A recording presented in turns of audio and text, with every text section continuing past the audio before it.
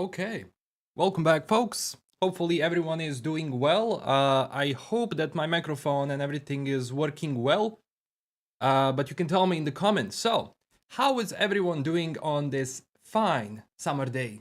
Honestly, it's been crazy few days because it was too hot and it was impossible to record anything or just stream in general because, well, you wanna record audio and have an AC on, that's not a really good combination. So, luckily today, things are looking better and the temperature is not 50,000 degrees. So, again, welcome everyone. Hopefully, everyone is again having a great day. Thank you all so much for joining. So, today we have the 20th anniversary event for CD Projekt RED. I was not expecting them to actually do a full event throughout like next couple of days, which is what it seems going to be happening. So this is not going to be the only stream. There's gonna be a bunch of other streams, I guess, which is gonna be covering their other games. I don't know if they're gonna be doing like the Witcher one or then Cyberpunk one, or are they gonna be doing Witcher 1, Witcher 2, Witcher 3? I think that would take a lot of time, which I doubt they're gonna be going into. So yeah. So, what does everyone think about this event and what does everyone expect? Dying in hot, yeah, it's terrible, man. It's absolutely terrible. Like this summer is one of the worst ever. So I doubt we're gonna be seeing any Cyberpunk stuff today. I guess today is only going to be about The Witcher, you know, The Witcher 1 and kind of a that history overall. But everything else is gonna be, you know, about other topics later on. So when they do a Cyberpunk stream, then we might have a Cyberpunk news. But I know people have been saying that they want The Witcher 1 remake. I would love it too, but I doubt that's gonna be happening anytime soon because from my contacts and what we kind of know, it's not planned right now. And I don't think they even have enough people to pull it off just because right now they're through a lot of projects they're working on, so I don't know. CDPR released info on the Golden Necker project through IGN. It's called Rogue Mage, single-player Gwent expansion following Alzur and the making of The Witcher coming out tomorrow. Tomorrow? Wait.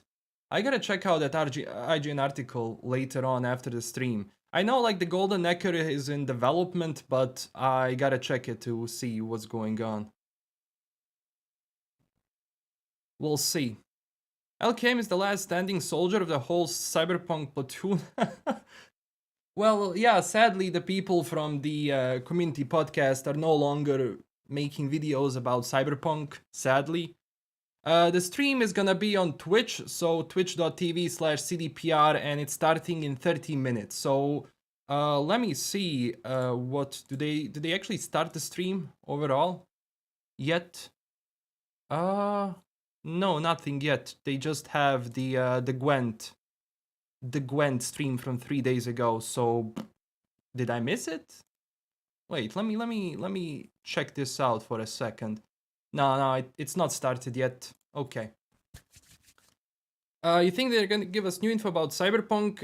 Well, this is honestly the perfect time for them to release anything regarding 1.6 because, well, they can use this platform to promote their games. Are they going to do it? No idea until we see it, honestly. So yeah, me regarding Cyberpunk patch 1.6, it's been 2 months now that it's been going back and forth on Steam in the background, like the doing testing and everything else. I mean, they do it so they can do QA on some projects. Like for example, you don't have everyone directly doing through their software, so they're gonna be doing that through Steam. So you can kind of figure out how long they're working on the patch. So it's been 2 months in testing, I believe. So honestly, expect a bigger patch. Now, how big and what is it going to have? It's impossible to know. One thing we do know is what they tease, that's transmog. So I guess transmog is gonna be available in the game, I guess, which is okay. I mean, that's cool to have, nevertheless. Yeah, so the expansion itself is also, they said they're gonna start marketing in 2022. So the second quarter of like the second half, sorry, of 2022, they will start Cyberpunk expansion marketing. So we will find out what it is. But I also do not expect that anytime soon because we don't know exactly when is that expansion dropping. It might be delayed again, you know, that's CDPR after all. So they're probably waiting until they're sure about it. Because I don't want anything to happen too soon or too fast before it's out. Same for The Witcher. I mean, I would love to see more information about the next Witcher game, but it's just too early. And I don't want them to have the same situation like they had with Cyberpunk 2077. So honestly, I would rather wait and have nothing about the next Witcher game until we're like 6 months, 8 months closer to the release itself, or at least a year. But anything before that, I think it's useless in my opinion. At least a little teaser. Well, if anything, maybe if they show us, like, who are we going to follow? Like, one thing which I don't know about the next Witcher game, like, are we having a predefined character again, or are we creating our own Witcher? Because that's two things now which I'm looking forward to seeing, because Geralt is done. Like, Geralt of Rivia is kaput, but the rest, who knows? Who knows? Who are we gonna be following and playing as? Yeah, way too early. Way too early. Yeah, when it comes to the Witcher 3 next gen sneak peek, that's possible because the next gen edition is coming out, as they said, in the fourth quarter of 2022. So I guess now would be kind of the time to at least show some images, maybe, or at least something. That would be cool and possible. Oh, wait, my camera froze. So if it freezes, just tell me. I'm using the NVIDIA thing, which basically creates this fake blur behind me, and the problem is that camera kinda breaks. So yeah. Oh, you want a custom Witcher to play as Veilander? I mean, it would be cool to have a custom Witcher, but I don't know. I would love them to explore more Witcher schools, not just the School of the Wolf, because the other schools are also amazing with their history and what they were doing. Especially like the School of the Cat, let's say, because they went mad. The School of the Cat, they just went mad completely, the entire school, and that was, yeah. Also, as always, this video, or well, this stream is brought to you by G Fuel, the friends and the sponsors of the channel. The things I do for a Witcher 1 remake. Yeah, I mean, The Witcher 1 is honestly, from the storytelling perspective, is a great game, but from the mechanics perspective, it's kind of too old now. Especially, like, people don't like clicking in combat, and the combat of The Witcher 1 is just that. Click the button at the right time and you're gonna be doing a combo, pretty much, so yeah. Did anyone see God of War? Oh, did they do a release date for God of War? November 9th, yeah, okay, so we're definitely gonna be playing Ragnarok, because I want to utilize this bad boy over here, so I'm gonna be covering that game when it comes out. I don't know, like, how much will I cover it, but I'll definitely play it and review it, and, like, do some guide videos on it, but yeah. Hey, notice in your videos sometimes it looks like you've spliced in frames. Yeah, that's not some elaborate thinking from me. That's just the program itself, like OBS, and then the NVIDIA program, which does like the background for this, and OBS, they don't work well. So sometimes you're gonna have artifacts on the frames, and I don't know how to solve it. I tried everything. Like, I even like switched the loggy camera because I thought it was the camera, but it's not. It's just the programs are. What are my thoughts on Cyberpunk Edgerunner? I'm very excited about it. I mean, it's Studio Trigger. I like their work, and I think it's gonna be interesting. Overall, like, the animation looks nice. It's not CGI, you know what I mean by CGI. It looks nice. It looks like those old anime, kind of goes a little bit about Spirited Away or Akira style, and I like it. I like it a lot. I don't want any V4 info. Honestly, I don't. Well, Witcher 4. People need to stop saying Witcher 4. But yeah, I mean, where am I from? I'm from Bosnia. Yeah, we say ours a lot, or it's very out there. Let me see if the stream actually started. Just give me a sec. So the stream is not up yet. What's going on here, huh? They don't have a stream yet? They should have a countdown, but they don't have it yet. Who knows? Yeah, Witcher 1 was developed by Yeah, Witcher 1 was basically that. Honestly, like, I need to do a video again on the Witcher 1 because there was a Witcher game before CD Projekt, actually. Or at least there wasn't a game, there was a plan to do a Witcher game before CD Projekt. And even CD Projekt had some, like, demos before that, or at least in the testing phases, which, like, the game looks entirely different from what you imagine.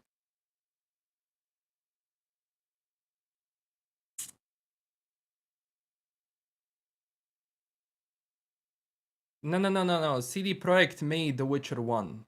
The outside studio didn't make it. That's actually the first project they did as a studio because they were distributing games to Poland and doing localization in Poland for games before that.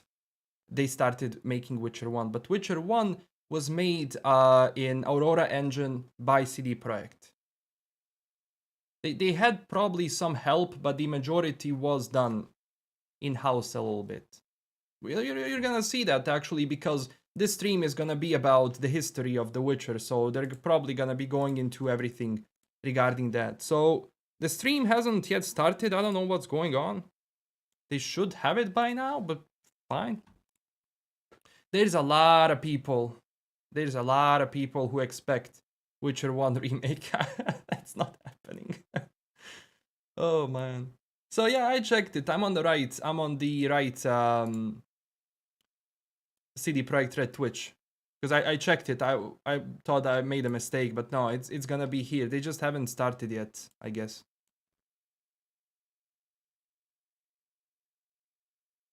What do you imagine the title of the next Witcher game will be? I don't know.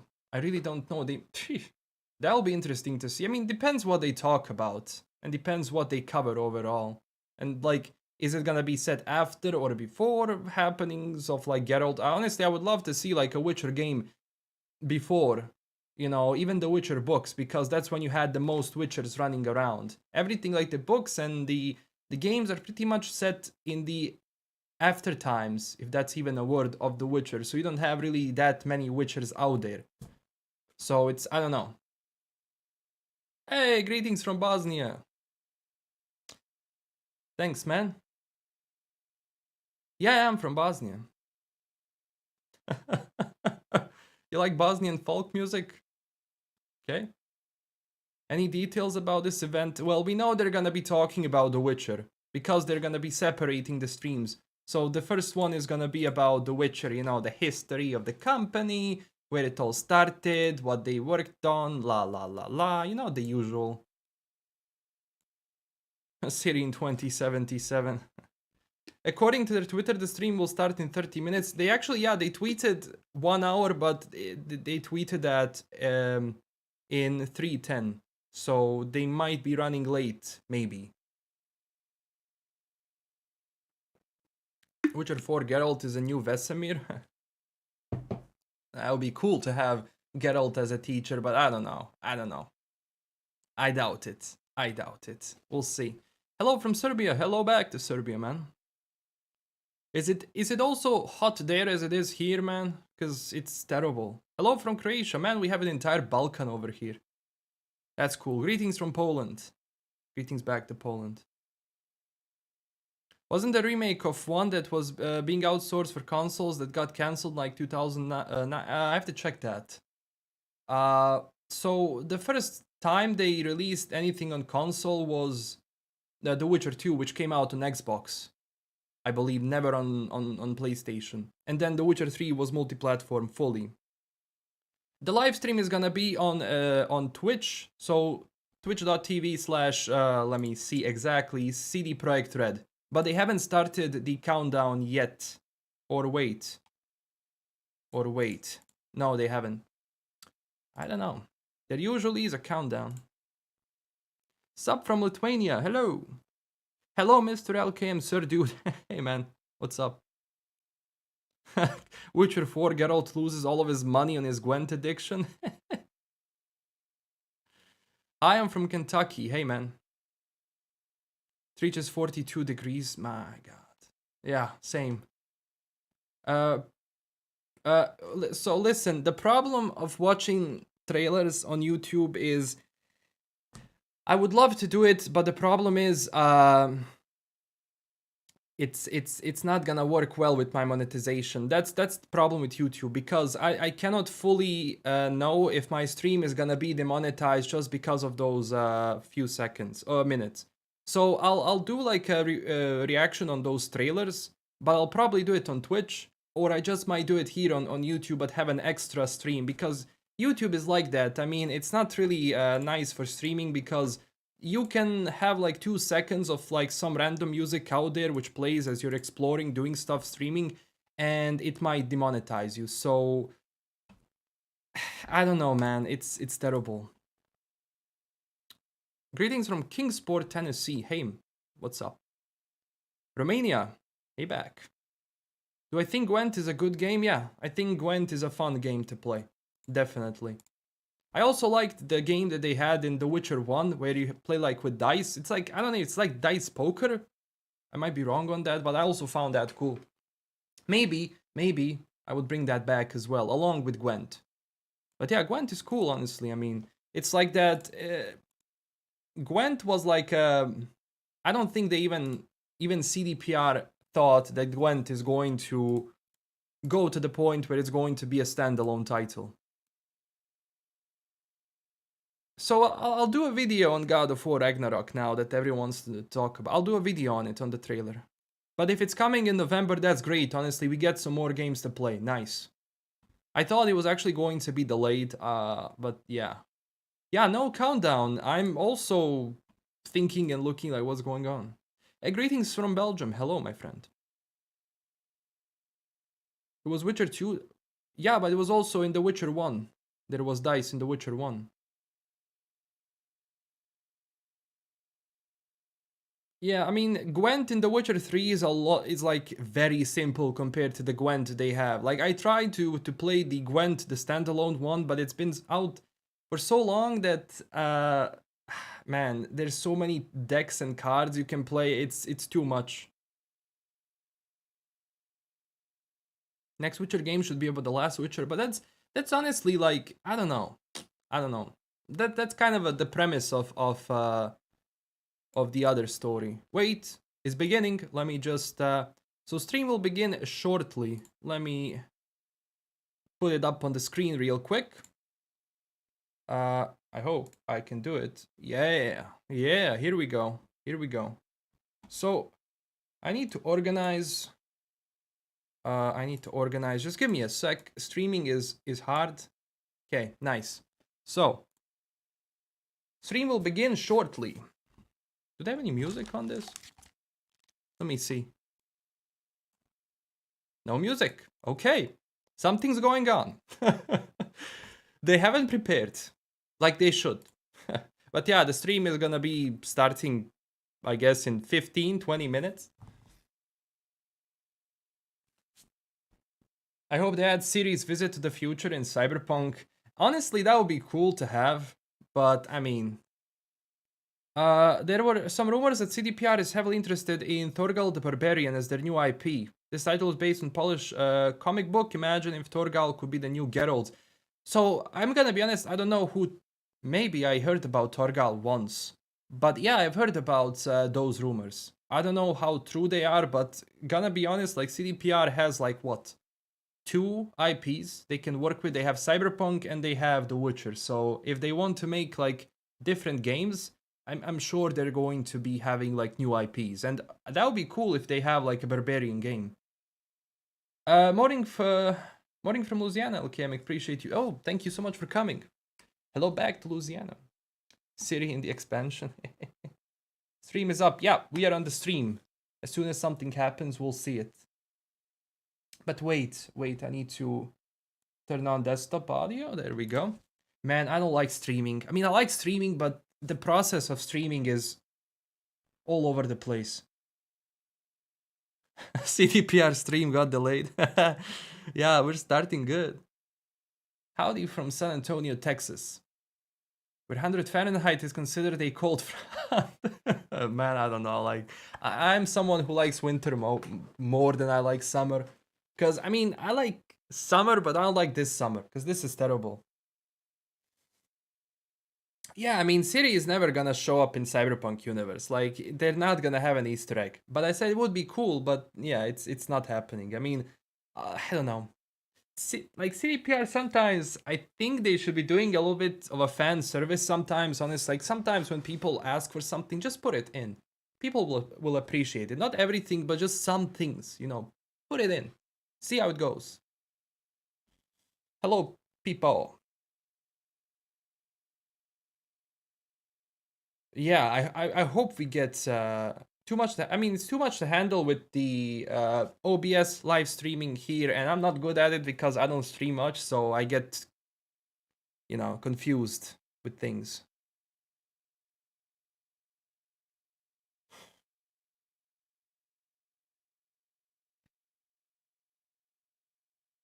Yeah, there's an Easter egg about Siri, but people were expecting like Siri to appear like as an NPC, you know, those sorts of things. Like that's what people were expecting. I don't think older God of War games will be ported to PC. Yeah, yeah. I don't know. I really enjoyed the God of War, the new God of War, but I also enjoy the previous ones. But the new one they changed Kratos a lot, which I like. You know, he grew older. There is this whole you know, relationship with his son that kind of makes the story a little deeper and more humane for someone like Kratos. So yeah, we're gonna be playing this for sure. Yeah, so it should start in 11 minutes when it comes to this stream. But I'm kind of surprised they don't have a countdown. Imagine they do like the same thing that Bethesda does. They're gonna have a countdown now. Because I hate when Bethesda says we're gonna be starting at like 6 p.m. and then they have like 1 hour countdown at 6 p.m. No, just start at 6. People have stuff to do.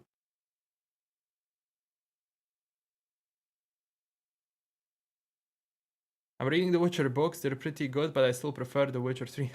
I mean, there would never be Witcher games without Witcher books, so everything kind of complements each other.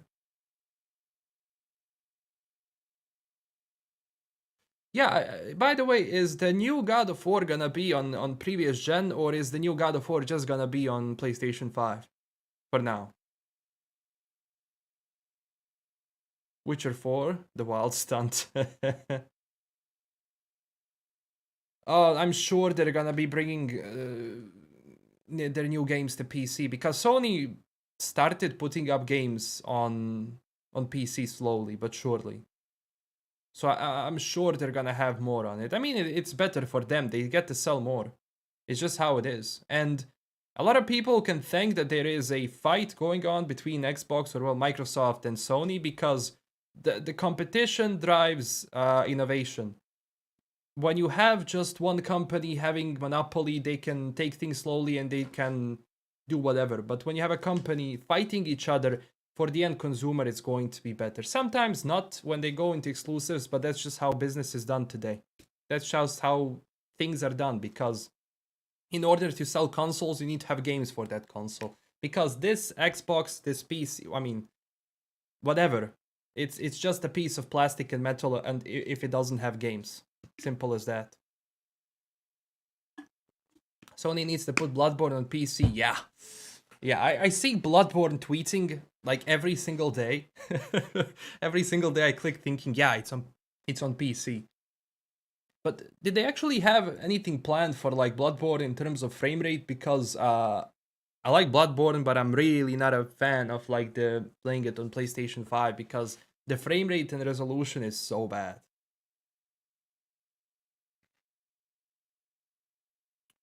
Do I play Fantasy Premier League? No. Is that football? I don't play that. I used to play Pro Evolution Soccer before in FIFA, but that's about it.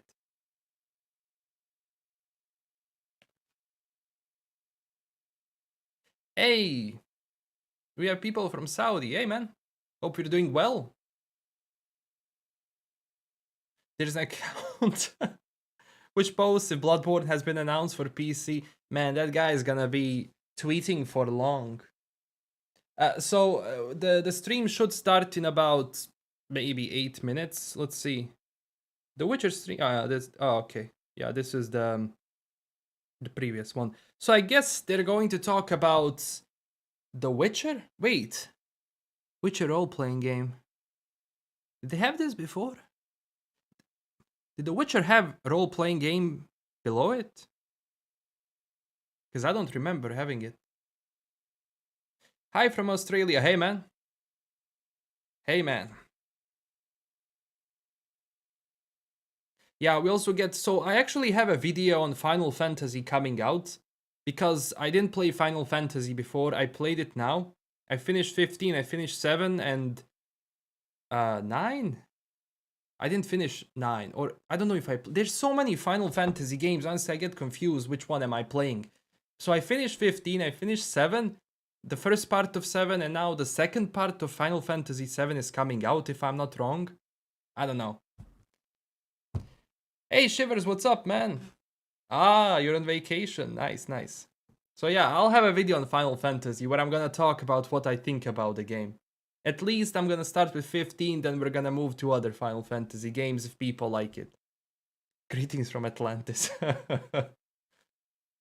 Yeah, it used to say enhanced, but the enhanced edition came out later.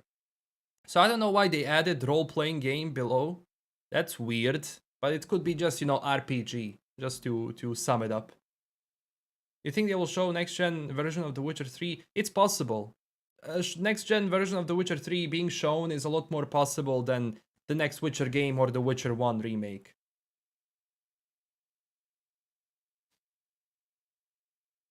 Witcher RPG is made... Yeah, the tabletop RPG for The Witcher is made by Art Alsorian. It was actually started by Mike Pondsmith's son, Cody Pondsmith. He was the one, I guess, who wanted to do it and who negotiated with CDPR, so... That's cool to see. Yeah, I don't know, like... I would love to see, like, more information again about the next Witcher, but if it's going to be... create your own Witcher or not, I don't know. Because now we go into lore. Because in the lore, women cannot be Witcher. That's from the lore. Lore can be bent. So we'll see how are they going to organize that. Because technically, only female Witcher was Cyrilla. But not fully blooded. But that's from the lore because by Sapkowski, as he wrote, I mean, even boys, like how many? 3-2 boys survive out of like 12 who go into Trial of Grasses. So we'll see how they handle that.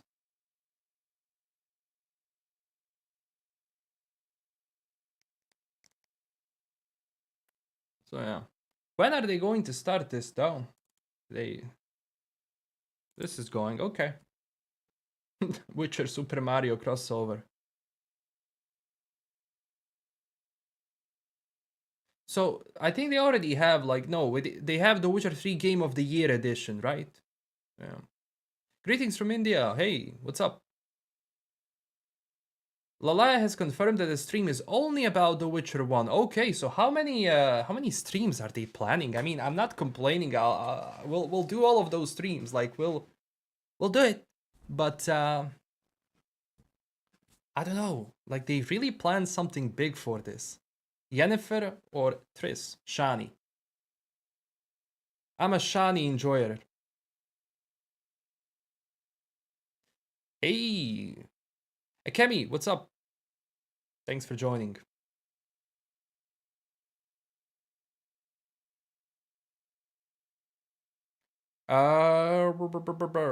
DLC from the... So yeah, when it comes to The Witcher 3 Next Gen Edition, this is what you can expect. And this is what has been announced. So textures will be upgraded, ray tracing will be added, HDR support will be added.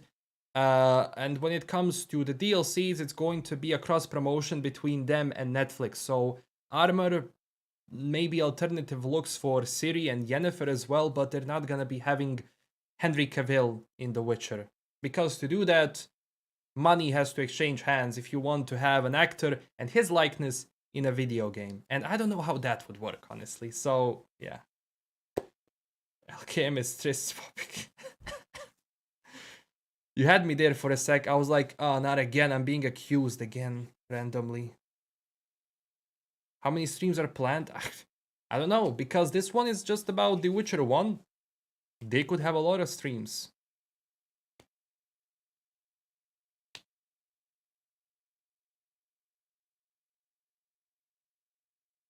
I made Shadi puke 5 minutes ago. Oh my god. Man, I love this community so much. Honestly, thank you everyone. Thank you so much everyone for coming. I enjoy doing these streams. I don't do them too much, I know, but I will. Cause I also want to replay, like do a walkthrough of Cyberpunk, but I was thinking, if I'm going to replay Cyberpunk and The Witcher 3, I want to do it live. I don't want to do it with just updating and putting up playthroughs, uploading them. I don't like that. So yeah, we'll see. We'll see, but I'll probably do it live because I think live walkthroughs are a lot more fun than having just playthroughs. Modders will mod him into the game. They already did. You already have a Henry Cavill mod for The Witcher 3. It doesn't look good though. It doesn't look good. It looks like a cursed Henry Cavill. I see last time me live. I clicked. Thank you so much for that. Thanks a lot. Last time, Cyberpunk RED. Okay.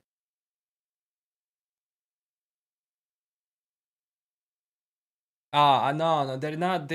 So when it comes to The Witcher 2, I don't think they're ever going to be remastering that, or not anytime soon. Because, The Witcher 2 looks great, even today. And it's going to sweat your GPU even today if you put Uber sampling on.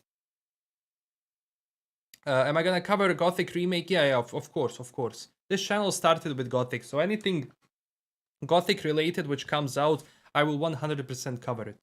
I mean, what's with that? I mean, we should be getting also that kinda soon. I know they said that they, okay. Okay. Hello and welcome to the first 20th anniversary stream. My name is Pavel Busha and go. I am joined by a whopper of a guest, Marcin Iwiński. If you don't know Marcin, he is the co-founder and joint CEO of CD Projekt. Wow. That was abrupt. Good to see you, man. How are you?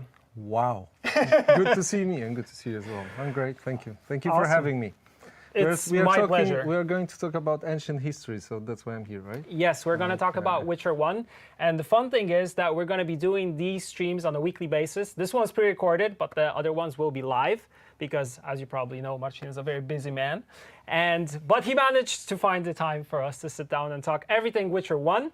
And that will be the topic for today. We'll be going through the quest with Shani and the Grandma, which you might know if you played the game. If not, I highly encourage you to play the game, check it out, and this is the best time because it's 20 years of the studio, that's crazy. That's crazy, yeah. Yeah. That's crazy for sure, yeah.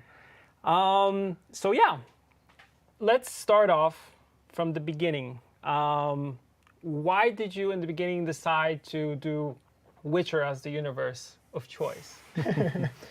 So even before Witcher 1. So it's a very long story, but we started as Shmuel, thank you again for the donation. Games Thank you. distributor. Me and Michał Hiciński, we co-founded the company right out of high school. Was telling the story. You can probably read all the details on the internet already. Mm-hmm. But at a certain point, we were distributing Interplay games. What? And we're super excited. We were invited to their offices in Irvine, in California, just before E3. And they showed us Baldur's Gate Dark Alliance. Nice. And Interplay, like the PC company at that time, everything was PC. Showed us the game. We were really shocked, how great it is. We enjoyed playing it. We had a chance to play it for a while. And we said, okay, so when this game is coming to PC, we're working in Eastern Europe with the games distribution. It was our only business at the time. And it was obvious, that Interplay will have this game for PC. And they said, no, it will be only on PlayStation. And we're like, okay. wow, okay. So Yeah, I'm not talking. That's why there is no for us sound. because the install base of the console back then was practically non-existent in Eastern Europe. So we thought, okay, what can we do about it? And in the evening there was a small party for all the distributors they invited, and we asked one of our contacts at Interplay, hey Matt, and could we possibly, you know, maybe consider someone convincing you to make a PC version? No way, man. I mean, we're too busy. We have too many things, too many projects. And Matt said, like, why don't you do it? And we said, we never did any development, but you know, No that pressure. was, yeah. But I think that was the initial small push that we needed, because we always thought about making our own games. That was, you know, our dream. We're going to all this. I mean, we started the company as gamers, so we dreamt about making a game, but we started from distribution and we had no clue how to make games. So we thought, okay, let's wait. But they started it. We came back home, flew back to Poland, and actually came across a guy from a city of Łódź. That's actually where CDPR RED was. Small, thank you again. Thank you so much. Yeah. And he had some technology. He said, like an engine, game engine, which he previously used in a shooter. And he said, yeah, porting, no problemo. Like, let's do it. Easy So I said, peasy. okay, easy peasy, let's do it. We started porting Baldur's Gate Dark Alliance. We actually flew to Interplay in London. They had their European offices in London. And Matt gave us I think it was PS2 dev kit. Yeah. And we said, Matt, so what are we supposed to do? Just take it back home and work. We don't have any paperwork, so we smuggled it in our hand luggage. It was like a hefty piece of hardware. Damn. We gave it to the guy, and which one said, hey, so please work on it. Here it is, let's port we it. need the PC version, please. But then after like 2 or 3 months, we got a call from Interplay Europe and said, hey, you know, the company's not in good shape. It was the beginning of the big trouble at Interplay. And they said, you know, we'll not sign an agreement with you, so please abandon the work on the title. And, Schmoll, please, you know, stop, please, just thank sorry, you. and, you know, please. it will not work out. Thank you so much. So we said, okay, it doesn't look nice, but we already sold on this idea. So that was the sort of the development component. Where actually what we thought was the start of development. He's not a depressed. This is just we how already he sold an always idea, is. hey, we would like to have our own game. And at the same time, you know, back in high school, we were huge fans of The Witcher. Read all the books, both myself and Michał. And Michał came up with the idea, hey, let's check that, you know, maybe the rights to The Witcher would be available. And they were. We actually bought the rights from Andrzej Sapkowski. It's a long story how it happened, but we kept on asking. There was one small game in the development. It didn't work out, so we were able to get the rights. And we started working on The Witcher. So it's actually like what was our thinking behind it? We don't have experience in development. We would like to make RPG because these are our favorite games, and we're huge fans of RPGs. That was what predominantly was our business about at that time. And actually, generally in Eastern Europe, RPGs were huge. So Torment, Baldur's Gate, all the Fallouts, and everybody was playing them, including us. Yeah. So it was like no-brainer. Witcher RPG, yeah, let's do it. We kind of forgot that Thanks, probably Schmoll. Thanks the again. most difficult games to make. Thanks so in much. terms of complexity. But we thought, okay, so this guy in Łódź has some technology. We'll license the IP from Andrzej Sapkowski, so we have the world, and then we'll only have to make the game. So you're just combining so the pieces. we're trying to simplify and, you know, like limit the exposure to risk. Although I think it looks silly because we really had no bloody clue what we are getting ourselves into. But that was the thinking. So we thought, okay, the IP of our dreams, it's available.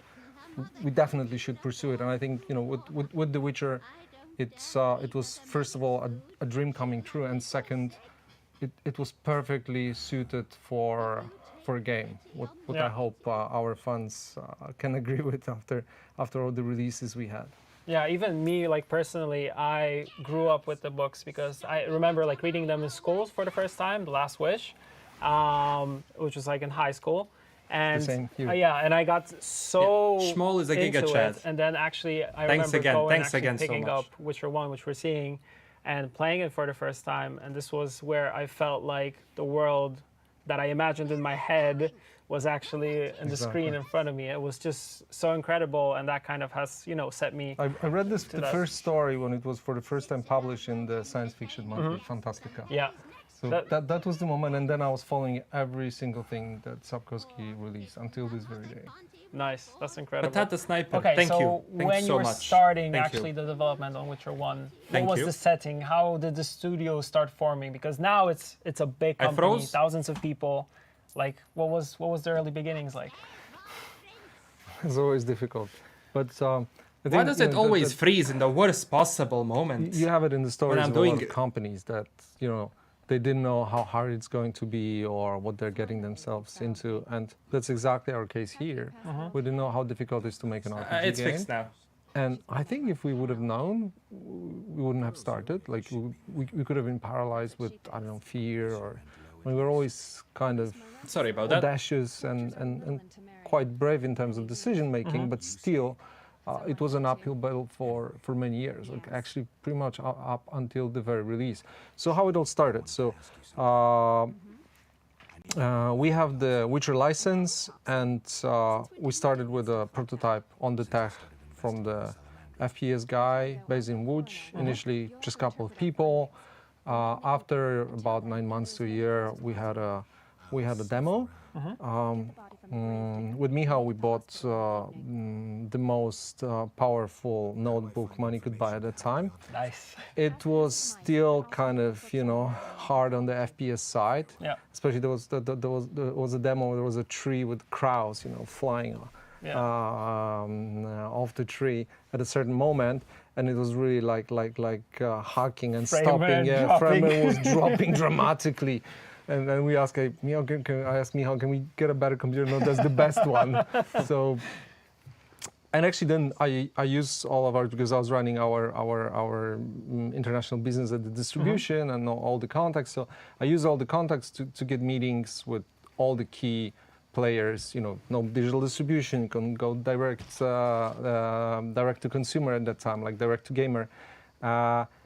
You had to go to a publisher. Yeah. We had our distribution in Poland and parts of Eastern Europe, but you know, we wanted to get to the world. Otherwise, we couldn't afford making the RPG of our dreams. So we toured Europe. It was like 2 weeks. I don't know, 12 meetings or something. Germany, France, UK. We had a really lovely design doc. It was in a binder, beautifully framed with a nice logo. Everything was looking spectacular. Like, I don't know, 100 pages or something. I saw like photos somewhere of that. Yeah. I think we still have one in the boardroom, so you can take a look. It was super ambitious, and we threw all these guys. They knew us. They knew we are good partners, distributors. But at the same time, we pitched them, you know, a very ambitious RPG. We didn't do any development before, so you know, whatsoever. So no track record, and I would say like the reasons to believe, what the hell, these guys are going to deliver anything. And then, out of this like 12 meetings or so, we got 2 responses. Okay. And these responses were like very politely telling us that rather no, because there's no experience as the game, you know, is too big. So then we came back and we thought, okay, we are probably on the wrong path. We have to rethink everything. And at that time, we actually were departing for E3, and we visited Bioware. We were distributing their games before. We knew Ray and Greg, and we asked them a very silly question at their booth in West Hall. They had one. I don't remember what they were showing at that time, but anyway. How about, you know, you could maybe consider licensing us your engine, yes? Because it would make things easier. And they said, you know, we can think about it. And 2 months later, we had the code. We still didn't have the agreement. you, we had the Scargot, so code, much. And we started. It's the started Dirge working on it. actually for me. So- That was already promising. For the That radio was station. promising. We decided to pass on the local Polish technology. We moved Thank you. the few people we had over there to Warsaw, and we started working on the Neverwinter Nights engine. So actually, again, from a risk mitigation perspective, it was looking much more promising. So we had an engine from an RPG game. So actually, the quest structure and whatnot. We had a license of the IP that we love, which actually perfectly fits games. Because, by the way, I was reading practically everything that was being published in terms of the fantasy and science fiction in Poland back then, and Witcher was one of the first things that both me and Michał thought that will work in a game. Yeah. Because even if I read fantasy or science fiction books today, I'm kind of like, this would be hard. Yeah. How would you Some of them are represent hard it? to kind of, How would it work transport in a game? Yeah, but this was perfect, True. and we started working on it. So after I think about 9 months, 10 months, we had the first prototype, and then another sort of silver lining, so to say. We were in touch with Bioware, and they said, "Hey guys, so why don't you come over to Edmonton and show us what you have? Because Oh, nice. we can show your game on our booth at E3." And That's we're like, amazing. "Wow." Yeah, that's You big know, already, right? The I mean, image, that was we the didn't chair. expect that. the little booth Just, that they had. even like Witcher for. wasn't known. We were totally unknown as a developer, no track record, nothing. And suddenly the gods of RPGs invite us, to show them the stuff. So flew over to Edmonton. The build was crashing as hell, and we were super stressed because we were like, if we show it to Ray and Greg, and they will say, guys, you should work more on it or something. Then we're done. I think we'll just abandon everything. It will be the end. But we download a couple of builds being there, and internet At that time wasn't as good as it is now. So, and the builds were quite big, even for today's standard. Of course, not 50 gigs, but a couple of gigs. Yeah. So we made it through the night. We managed to run a pretty good presentation. They said, "Cool, we'll give you a place in our booth, and we'll." That's awesome. After we show our games, they were showing Jade Empire. Thank you, Eric, for the coming. No worries. Xbox No exclusive. worries. I always want to say Xbox One, but I should say the first Xbox. The first Xbox, The yeah. first Xbox, Jade Empire was exclusive, and they had all the big names Bioware. of the worldwide gaming media, and they were showing them their stuff, and then I think behind the closed doors, Ray Musica was showing some concept graphics from Dragon Age, I believe. Wow. Like a super early Stage. and then I think then they went quiet for like 5 years or something. But and then they were looking at all this stuff, and they were like, yeah. And we have these guys from Poland. They have a cool game, it's The Witcher, and we were there. We were there. We Wow. were noticed. So From that point on, this was kind of the point where you had a little bit more like wind in your sails, where you were like, okay, they believed in us. Like Yeah. we're on a good trajectory, and that kind of started the development. And you started actually. It's funny because whenever we do like studio tours here in the Warsaw office, like we always show this one room where everything started. So I actually started from that one room, right? yeah. We started. It will sound kind of cheap now, but actually, as 8 streams? our main Nice. business at that time was games distribution and publishing in Poland. We had like one room and then some additional space in our warehouse, which was strangely on the first floor, but that's another story. So we gave this space to the dev, and dev was slowly growing out there. But they had their own space, they could work on the stuff. Yeah. And E3 was sort of like a proof of concept. So yes, the game was liked by the press. The gods of RPG, in the person of Ray and Greg, said they like it, that is promising, we should continue. Yeah. And so we did. Yeah, that's incredible. And also the thing that you mentioned, like I feel like fantasy at the time was slowly becoming more and more popular. Like you said, we had like Nova Fantastica, which is like I think it was. No, it was just Fantastica Oh, without Nova. it was without Nova, true. Nova is is new. now, Yeah. So it was just Fantastica at the time. I remember my dad got me into those, so I also like started buying them and then reading like the short stories. But it was growing, but no one actually would take The Witcher from Poland and push it out to the more like global world, right? So this was. Yeah, at that time, the first translation of Sapkowski's book. So the first book was translated to English, like I think 6 months before the release of the Witcher 1. Yeah. So quite late actually, and first it was published only in the UK, so it was non-existent in the US. Okay. So you started here, and then development started ramping up. So what were the challenges that you faced in the early beginnings? There were probably a lot, but I also feel like you got through all these hurdles in the beginning.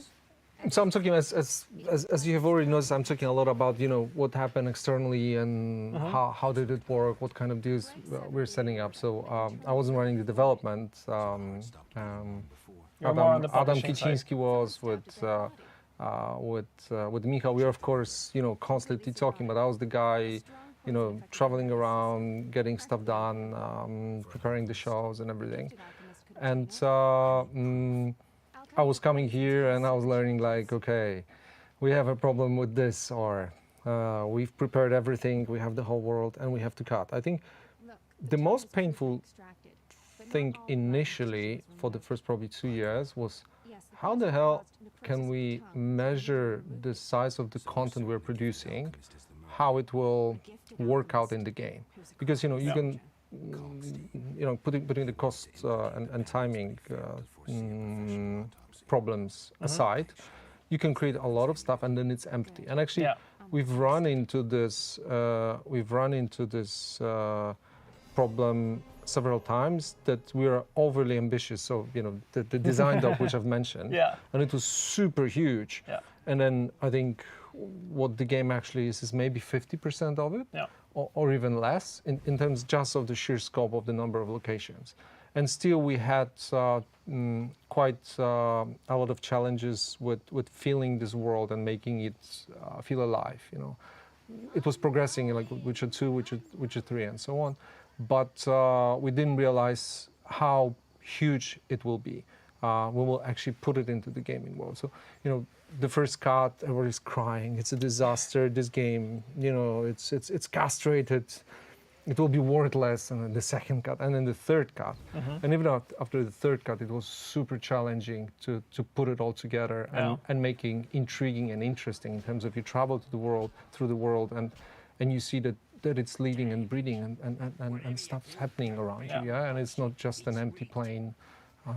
That's always the best part for me, like the NPCs, they're talking, there's things going on. You can see that everything is alive around you, so that's I wish they had some images. So you have to kind of like structure the story around it and kind of how everything falls into one another. And then obviously as I like to think about us that we are always an ambitious bunch. There were crazy ideas, and cutting them to make things work was always super difficult, and it is until the very day, because someone's upgrading. The game must be fun to play, and if you give up certain elements to make the other ones more polished and more fun, you're rewarded for that. If you spread yourself too thin, it's really, really bad, because you might be losing something, like the essence. Yeah, like you're using the fun. Ultimately, people start playing. It's like, but I don't know. But the combat is not so good, or the quests are not so interesting. It doesn't matter that the other 5 mechanics are super duper cool. Yeah. So we're learning all this while working on the game, and here, so initially what I've mentioned with the Neverwinter Nights engine, so it really accelerated us a lot. Like we had the prototype 9 months, 12 months from the beginning of the works, but probably halfway through the project, it was already complicating a lot of things, because it was already, when we licensed, it was an older engine. We had to rewrite a lot of stuff, and we ended up actually at the release of the game with 85 to 90% of our own code in the Neverwinter Nights engine. Nice. So So there was a lot of work put in also. There was a right? lot of work, but if you do Upgrade it, the engine? then Ooh. you end up with a very complex structure of code. And I remember towards the end, cooking a build was a living nightmare. We're cooking a build, and then our guys were fixing the build to work. Yeah. So I'm not sure how we made it to the release, but luckily we did, and Neverwinter Nights ultimately, I mean Neverwinter Nights engine ultimately gave us a huge boost, and it was an amazing help. Yeah, awesome. Did you ever think while working on the project, like showing it and going to all these places, that this game in the future would also influence like the second Witcher, the third one? Were you already thinking past this, or were you just more focused on, okay, let's finish this project, let's get it out, let's see what people think about it? I mean, so there are Imagine two things. releasing It's actually Cyberpunk. a really good question, because yes, we planned the trilogy from the very beginning, but I would say we sketched a trilogy. So it's like, yeah, that was planned for 3, but you know, it was just, you know, maybe a couple of sheets of paper, and that's it. Streams. Oh man. But when you make your first game, especially of this size, you just think of how to get to the finish line and deliver something meaningful. And then, you know, like again, looking at the story of a newbie developer showing up on the RPG scene with not so many companies back then, and today. I think it's pretty much the same. There's not that many companies or delivering big RPGs. We had incredible difficulties to find a partner to get the game to the market. So we're going to the shows because, you know, after the first Bioware show, the next one we already organized on our own. We got, you know, best PC RPG of the show here, there. You know, we had a lot of fan support. Actually, worldwide media were very helpful. They like what we were doing. They saw some freshness, you know, like the game. It's grayish in certain areas. Yeah. It's not like a Baldur's Gate kind of fairy tale. No clear No distinction high between good fantasy and stuff. no high fantasy stuff. And that's actually why, you know, the books and the TV show are so successful, because they're different. Exactly. They're very, very different to what was there. But at the same time, when we're talking to the publishers, and at a certain point we started, you know, official pitching, so to speak. So we showed it during the shows, then we had meetings, and then we had, I think, 8 or 10 companies flying over here, both from US and Europe, the big guys who had the network, who could distribute the game worldwide and help us publish. And even without setting, you know, the initial conditions, what we wanted, that this came later, and I'll tell this story in a second.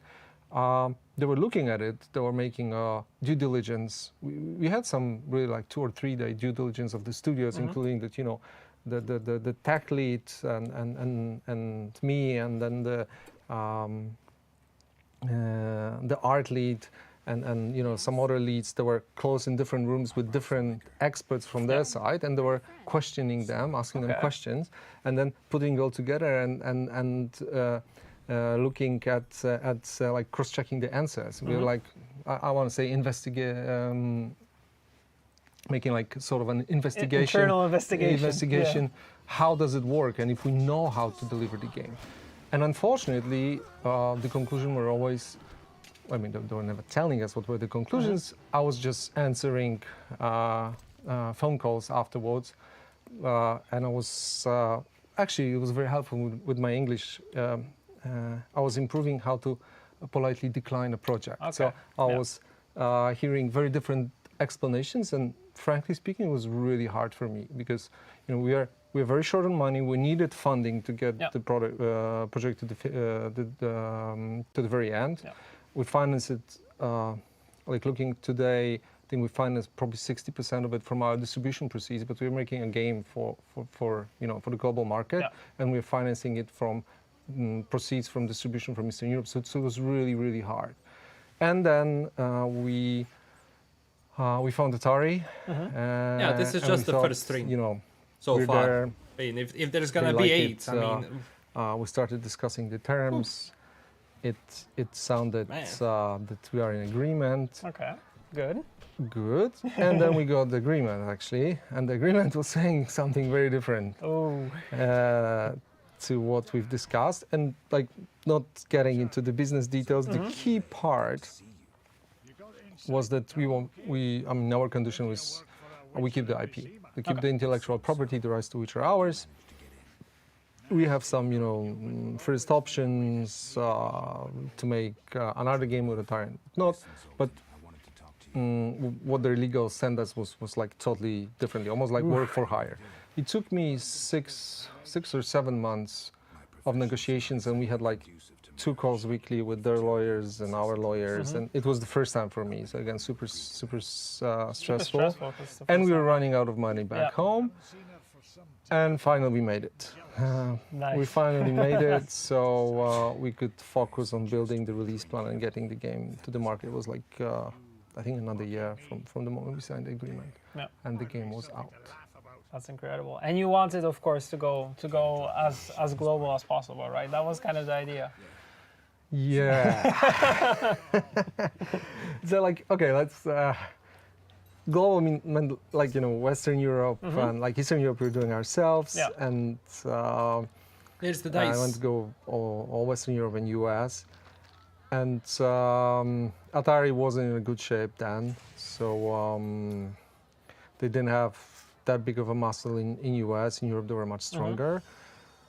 And we're for the first time, because we're always deciding on publishing everything ourselves, because we are actually publishing other people's games here in Poland. We had quite some experience, and then we faced a few walls there. We had to convince a lot the Atari people. We released the game, and the game was quite successful in Western Europe, but it almost went unnoticed in the US. And again, we learned. I mean, I learned a lot of things. I remember when we released The Witcher, and I came at that time to have some business discussions with Atari. I came to New York, and I went to like a couple of GameStops, and I'm going to a GameStop, and I'm looking at a naive first time publishing a game with somebody else, and I'm come to a store. I'm saying, okay, so I was expecting I'll see a wall of Witchers or something. Oh, I cannot find it. I'm looking for W. It's somewhere down on the floor. No. And then I'm asking the sales guy, hey, do you have The Witcher? I heard it just released. And he's telling me, let me check in the system. And when they tell you, let me check in the system, that's they not have good. no bloody That's already clue. not good. What's the game, So then we had quite a lot of conversations with Atari, and they never told us, Atari US actually, they never told us, straight that, hey guys, but your marketing budget was, I don't know, for US was $3 million, so you couldn't even fund with this money proper 2 weeks in GameStop, not to mention other retailers.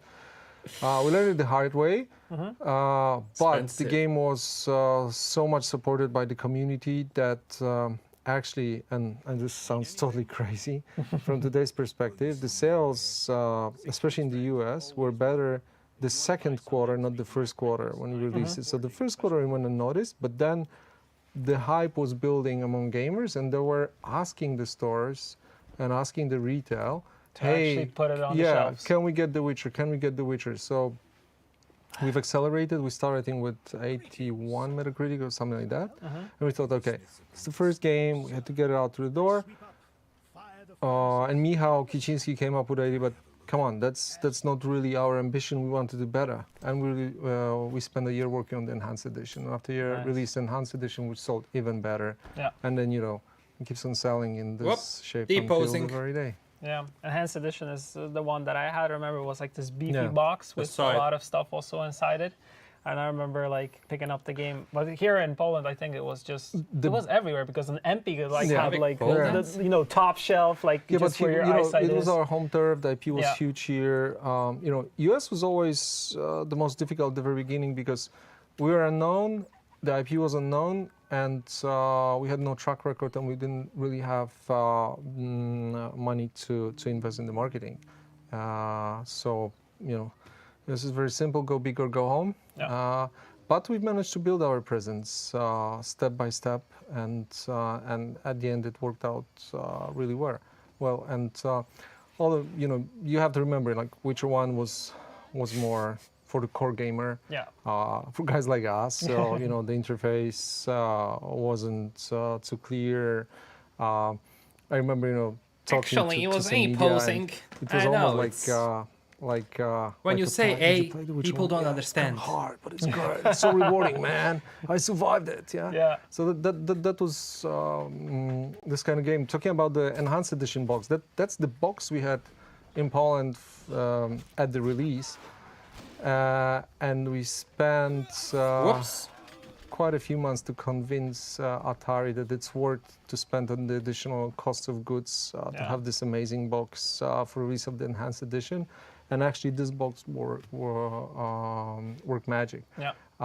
It was so beefy. There was a lot of additional stuff. There was DVD with videos. I think we had a short book or short story. Yeah, or there was a something. book there. There Yeah. was, I think, some form of a soundtrack also. So like a- there was a lot of like CDs. It's like I remember also. it's like a collector's out. dream, and although, you know, like, you know, the physical editions are not that big anymore these days. We still continue this way. Like, Yeah. we believe that if you buy a physical box, you really should get the physical content, not like just, you know, Your money spent. just an empty box. Yeah, and that was kind of the norm, and this is what I always loved about the companies. Like, whenever starting from that beefy box, that was kind of like, wow, they actually put a lot of like thought and consideration into this, instead of just other games was just like, I was just opening a box, CD, that's it, maybe small instruction, and that's all. I think that was sort of our advantage. We had this one product at a time, and we're totally passionate and paranoid about it, and we're really planning every even tiniest element, you know, and iterating on it. I'm talking about the physical Yeah. content, and thinking, like, you know, what we as gamers would like to have, and the same. The same technique applies until this very day. We really spend a lot of time Yeah. on the content of the box, both digital now and physical as well. Yeah, I always like that we look from the perspective of gamers, because we're gamers. Like you also mentioned before, this is a product of passion, and it started from the passion for the Witcher universe, and you kind of Thanks, took Yarki. it, and whatever you were doing, each step of the way, it was just putting like more passion into it. When it comes to the whole process, and after having the game out, is there anything that stood out the most for you in terms of this passion that was actually put into the project? Was there something that, you know, everybody like pretty much put their heart out on in this box, in this game, and everything, the quests and the story, the world, the characters, like bringing everything to life? Was there anything that kind of, I think, to you know, you, is like the number one thing? Yeah, because one side is I worked. I really wish they had some archive footage, as joint some CEO video, and, you know, that's what I do images. until today.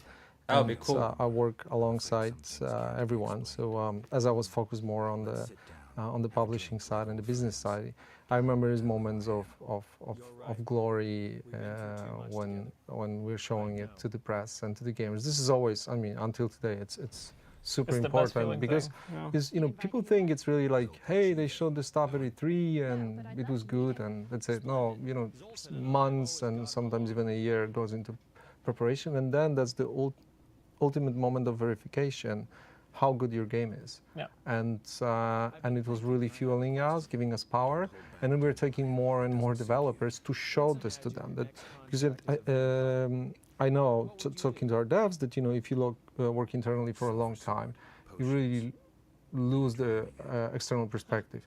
And then if you come to a show like that, be it E3 or Gamescom, and you see people's reaction to certain things, Yeah. like you show them the It's gameplay. incredible. Yeah, that's Thanks, incredible. Senat. Thanks a lot, That's man. really, hey, what I've created makes people happy, you know, gives them joy. They like this, they don't like that, because there's quite often some critics, but some criticism, or, you know, it's a moment to improve certain aspects as well. but it is important. So it was always a constant dialogue. We're showing stuff and taking the feedback and then digesting and you know, getting this energy through the dialogue. Yeah, and this energy is very tangible. I remember I had the privilege of going and showing like Stormbreaker for the first time, but also later Cyberpunk, and actually showing it in a cinema for people and explaining everything. And first of all, you want to go do like a good job because you know there's a whole development team putting like, you know, all their passion into the project itself.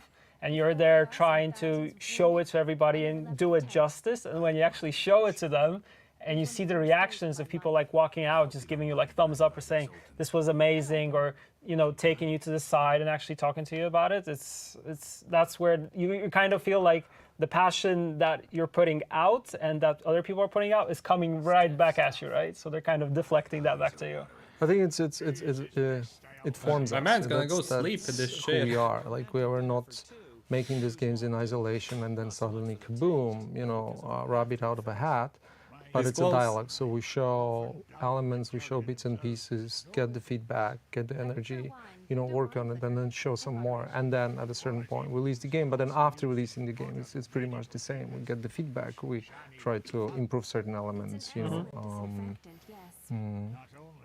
And I think that's very much us. And you know, as I said, you know, it was a long time ago, but there was a first E3 when, for the first time, we showed something, and we sort of understood that we want to proceed this way, and it worked very well for us. Yeah, I feel like with every game show that we go to, and I think E3 and also when we go to Gamescom or anywhere else and we're showing actually the game to people it's kind of like, you know, it's stressful because welcome, man. you're You're going out welcome. on the big stage and showing rockstar something for the fanatic. first time, Thank but you. also like I feel like it's. But you know, pays back. whenever we do this, I remember my first game shows and first presentation I was attending as a game distributor from Holland. So really like a small market, and you know, nobody cared about us that much.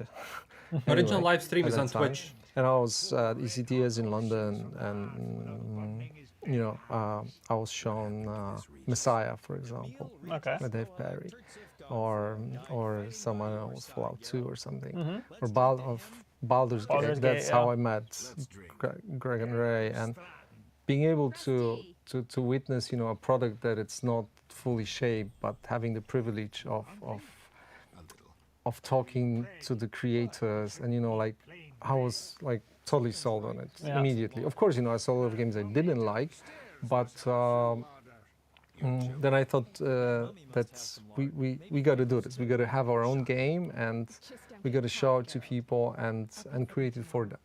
Yeah, and it's much different because you're talking about something that you're actually working on, and I mean, you develop this relationship and friendship with everybody working on the project itself, so it feels like even more personal. Plus, it's an IP that you like, it's a world that you love, so I mean, it's even more meaningful in this sense.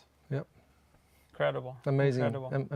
amazing adventure, and it continues. I'm super happy. Yeah, and continues. Geralt It's is even- wasted. Even better. And yeah, we're actually seeing gameplay in the back, which we haven't been talking a lot about, but this is a quest with Shawnee, and we're seeing some of the characters which you know very well from the book. So there's Dandelion, there's Zoltan, so we're actually seeing them for the first time come to I want life. to play The Witcher 1 I again. haven't played a game now. for more than 10 years, and I gotta do it. When I look Yeah. at it, I really I want to need to play. replay I have The the same Witcher thing. 1 Every again. time I see it, I'm like, I need to replay this once again because I also played it a long time ago. I remember, I think I was 19 or something, and my dad got me like it was like our first like Don't proper fight in chat, by the way. PC We'll for talk gaming about at it that later. time. So it was one that was in my room, and I remember I was sitting till like 4 in the morning and just playing like nonstop. Like the usual, you know, RPG Yeah. session, yeah? Yeah, and just, you know, waking up, and I remember I started working at the time, so I had to go to work. I was like super sleepy,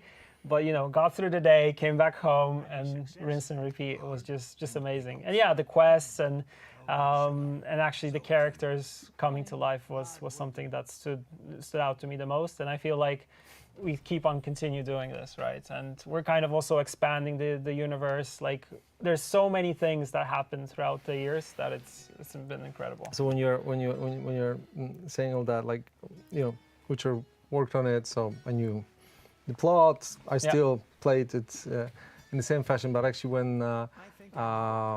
we had only the distribution business, we were distributing Blizzard, we were distributing Interplay. So whenever there was a new release, and we had it usually a few days earlier. I remember, for example, Diablo 1 and Diablo 2. We are closing the office earlier, and together with Michał and a couple other people, we were playing the games, and sometimes finishing at 6 a.m. Yeah. And then we were totally dead the next day. We couldn't do any job, but we were like, yeah, we love it, we love it. So Baldur's Gate the same, Fallout's the same. Yeah. Amazing times. That's where it comes from. It's really cool that you took that passion and actually wanted to do Gaming something before of was your own, so good, because, man. I mean, we all grew up pretty games, much in good the same way. projects, Like when good PCs were companies. more and more available, there were more games actually coming to our market, which is also something that wasn't as widely available back in the day. But when this was happening, we saw it kind of growing, and we were totally consumed by it. It's crazy. Yeah, I mean, like, the immersion is very similar. I remember I replayed 3 or 4 years ago Fallout 1, which you can say looks, pretty bad, considering the graphical standards of today. But I think it took me 5 minutes to forget about the graphics and just to live in the story. Yeah. And I was sold. I spent hours in it. Yeah, immersion is very, very important. And if you're an RPG enthusiast, and like you said, you were all into RPGs at the time, and I feel like I was also into RPGs at the time, so it was very natural just to like. Actually, I have to say, which one still looks really good. Still looks really good. For me, it stood the test of time, like easily. Yeah. And I just love the storyline, and I feel like throughout everything else, all the next games, which we'll be also talking about in the following streams, like Witcher 2 and Witcher 3, the story aspect was always kind of the core. And like you said, it's a different type of story because it's not very high fantasy. It's more a little bit gray, dark. Which Witcher World was, right? So not everything is black and white. Man went sober like this. I still remember, started fighting. We were showing, I think at Gamescom, The Witcher 1. And at that time, I didn't read the Game of Thrones. I read the short stories, the Sandworms and something else from Martin, quite a few of them, but they didn't touch the Game of Thrones. And I had one of the journalists coming out of the presentation. He was like, "Hey, it feels very Game of Thrones," and I was like, and then then I started reading. Then I saw the TV series, and I thought, okay, Do I live? There are some common elements, like in terms of heroes die, heads of the main characters are being chopped off, and then you trot on. It's all good. Amazing stuff. Incredible. Yeah, like you say here, like this world is very, very different than what you normally see, and I think the comparison with Game of Thrones is also the one that always comes to my mind. But plus also like having Geralt here as the main protagonist was also awesome. I know there were some ideas and concepts before that. Yeah, in order to have like your own Witcher, right? The first demo was with they were Witcher. thinking about it. The first E3 demo, and then I wouldn't be again, surprised Michał for the next Witcher. Who came to the office at a certain point and said, like, first he discussed with me, Marcin, I need to shake things up. People will be very unhappy. Help me. I said, Michał, I like your concept of having Geralt. It's very iconic. Yeah. Let's go for it. And of course, there were complaints. People were crying, no, let's not do it. It will,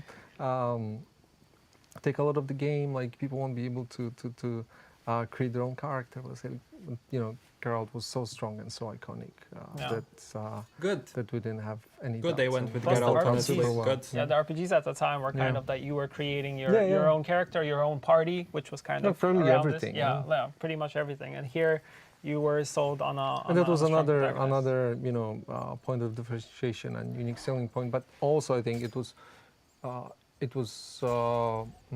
sort of extending the fantasy from the stories. So for everyone who had a chance to read the books, it was like obvious that it has to be Geralt. But at the same time, we had a lot of people who played the game and then this mob is so annoying to fight. Translated later, so annoying. Or they were not available in their country. And I was saying like, wow, it all fits together. Like you said at the very beginning that it was your imagination of how. How the stories or the books should be, and it was exactly the same for me.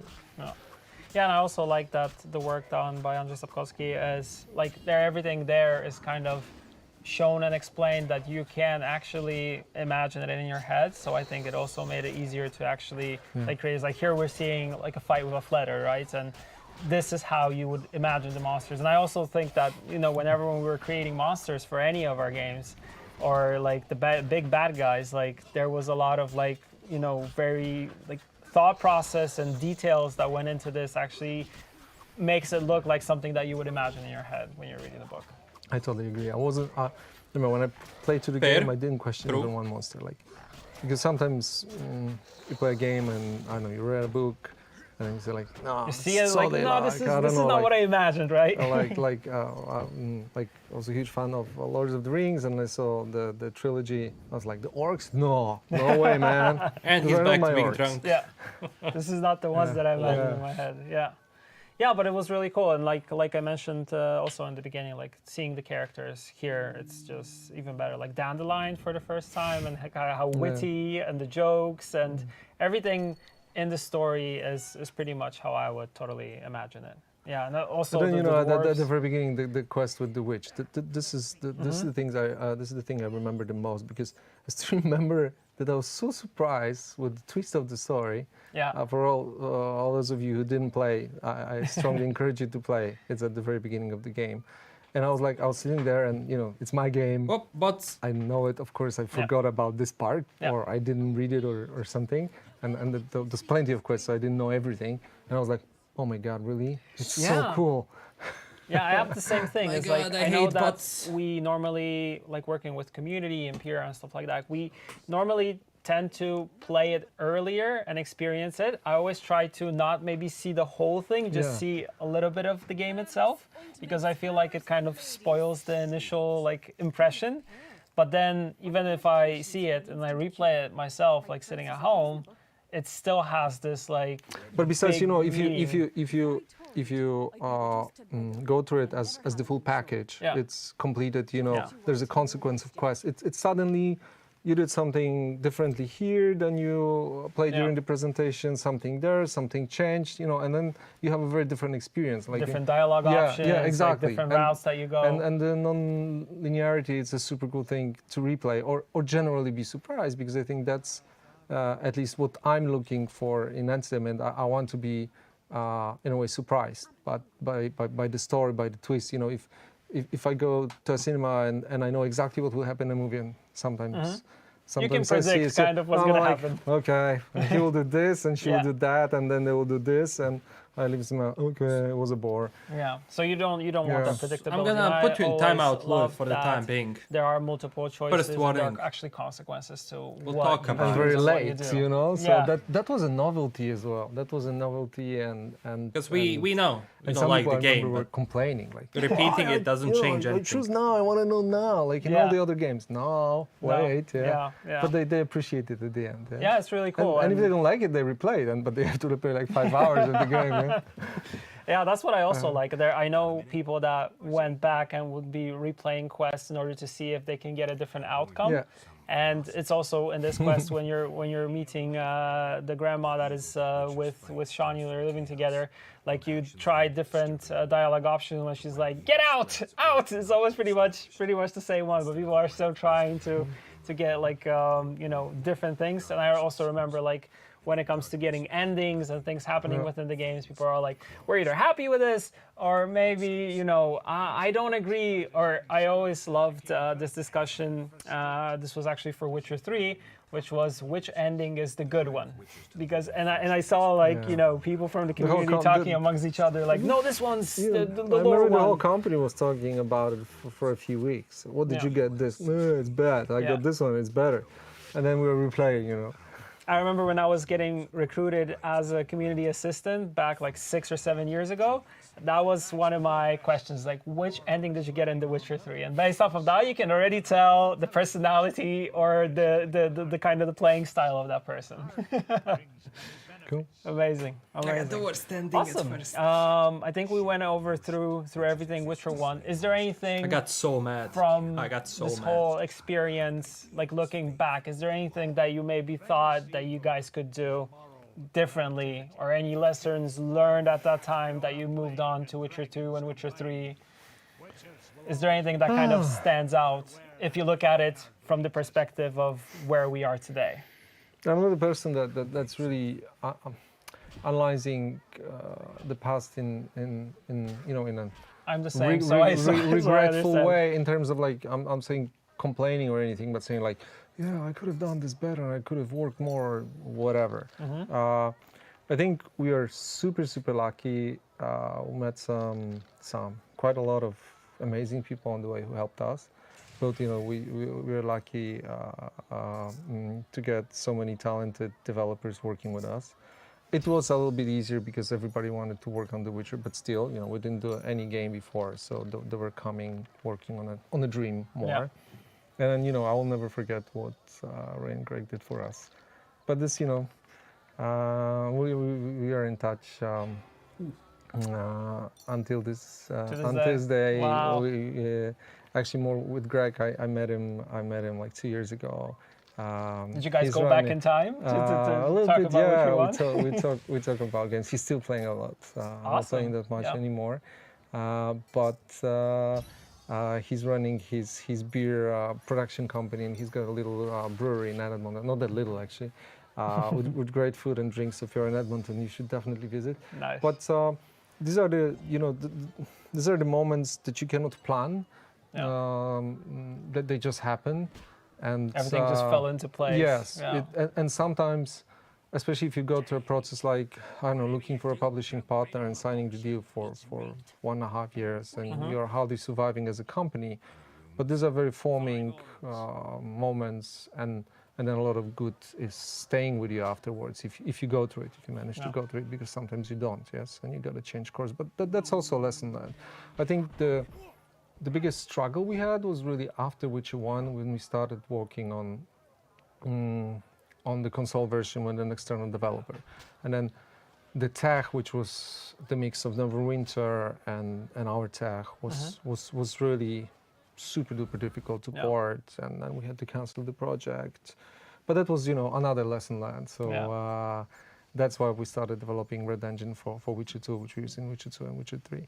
So, I think it's like a roast. No news, just talking about a road Witcher trip 1. adventure, but sort of. With a lot of adventures along the way. It's actually like an RPG. There are It is. decisions and there are the consequences, and you're constantly learning. So I think if you're positive, humble, smiling all the time, and it helps you go through the difficult moments, and then there are some amazing moments, like in all the Witchers. Yeah. So that's pretty much it. I'm really grateful. Plus the passion being the driver. Yeah, here. like I think people see the other people's passion. The key is, like in an RPG game, get a great team. Right now the team is kind of big, so it's not an RPG game per se. It's hard. It will be hard to control all the characters, and and we together embark on an amazing adventure. And at the end, we can kill the dragon and meet the princess and live happily ever after. But when you start this live happily ever after, you think like, wow, but there's another adventure, and then we embark again. Yeah, it's incredible. And yeah, like you said, it might be a tough road, but like going through the whole process and actually getting to the end is just incredible. You cannot plan, showing the game to the world. You cannot plan meeting amazing people. You cannot plan failing certain milestones, and thanks to it, changing creative choices in the game. Like, it all happens, and if you listen to yourself, listen to the people around you, you can come out with something better, something great that ultimately, all of us will enjoy playing. And I think that's the most important part in all of it. That when gamers get their hand off the game, they say like, wow, that's amazing, that's moving me, like this memorable moments. That's what I love about games. And something that will stay with you, because like you talking about the process right now, I can also, through your words, relive that moment, but also kind of see it through your eyes. And these are things that are very vivid in your, because you experienced them at that time, and they kind of are branded within you, and you remember them. Yeah, and then it all it's like in life, and this is the story of our company. It's fully non-linear. there are very different roads we pick, and there are consequences, and then there is a certain outcome. Yeah. And you know, you have good attitudes, and you work with amazing people, you can get to great places together. I think that's about it. And at the end, you know, there is this game that people enjoy, and we give a part of ourselves to them, and they have these memorable moments within our worlds that we have created. And I think this is the bond. This is the connection we're having. I would like it to continue this way. Yeah, that's how it started for me personally. It started from Witcher 1. That's where the connection happened, and then I remember playing all the other games, one after the other, and I was just waiting for the release day to actually get my hands on it and play it. And yeah, like you said, the whole experience was just amazing. Yeah, that's an important part of the quest. There's an important part of the quest that TOS. getting to. But for those of you that haven't played or are not legal to watch this, cover your eyes. But about you the might stream, man? remember how this quest kind of pans out. One of the memorable moments. Yes, one of the memorable moments. And actually, it's good because when we actually came this time to the house, the grandma actually let us go. There upstairs. goes my monetization. And famous sex cards. And Right the famous here. sex cards. We got beaten. Yeah, I remember it was funny because I was collecting them, and I've always been a card game player enthusiast, so I really like the arts, although they are a little bit erotic, of course, but still the arts and the detail put into them was amazing. All right, I think that's the best place to end. Yeah, perfect. You wrapped it up really gently and Exactly. nicely. Thank you very much for the conversation. Thank you, Marcin. It's a big pleasure. Thank you for taking the Damn, time. 1 hour. And thank you everybody for watching. tight. And we shall catch you next week with the next stream for Witcher 2 Next week. Assassins of Kings. I see. So this is okay. We're gonna talk about everything here. So a lot of discussion. Are they going to play anything? Is this it? Is this it? Is this it? Yep, that's it, I guess. Yeah, so this is it. All right, let's talk about everything now. And we have another bot. My God, it's one bot. Just one bot. YouTube, definitely. Yo, YouTube, you gotta do something about these bots, man. No, I'm kidding about the monetization, so, because generally you don't really make money from streams, and I play ads at the end of my stream because I don't want to put ads in the middle of the stream to ruin the actual the enjoyment of the stream. So let's talk about it. First off, well, they showed Witcher 1, and what we learned is that we're gonna have 8 streams, and the other 7 streams are going to be live, while this one is pre-recorded because they don't really have enough time to have a live, proper live. I would probably have it like a round table where I would get everyone who was like involved in The Witcher 1, or at least like the biggest people from The Witcher 1. I would put them in a round table and kind of discuss it that way, but it is what it is. So yeah, this is the first stream. Obviously, they haven't shown anything, but we have 7 more streams to cover, so it's gonna be wild, and we'll see what's gonna be, being shown. Now, when it comes to Cyberpunk, obviously, people have been talking about Cyberpunk a lot as I was watching this. So look, when it comes to Cyberpunk and what I think about generally discussions around it, so, I mean, there's 2 sides to this. First off, when someone is criticizing Cyberpunk from a critical standpoint, saying, okay, I don't like this, I don't like this, I like this, I don't like this, I think that's fair because if you really like something, if you really like a game, you're going to criticize it, but you're going to criticize it in a good way, in a respectful way, if you know what I mean.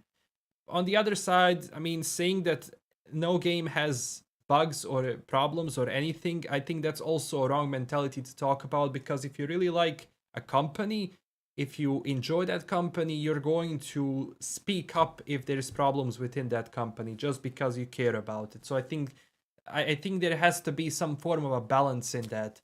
But obviously, yeah, the Cyberpunk is still a big thing when people talk about it. So yeah, they talked about The Witcher 1 a lot. They talked about stuff. I mean, we knew some things we haven't, but it's wild when you think about it how barely The Witcher almost never happened. Like someone could have flapped, like a butterfly could have flapped its wings, and we wouldn't get The Witcher.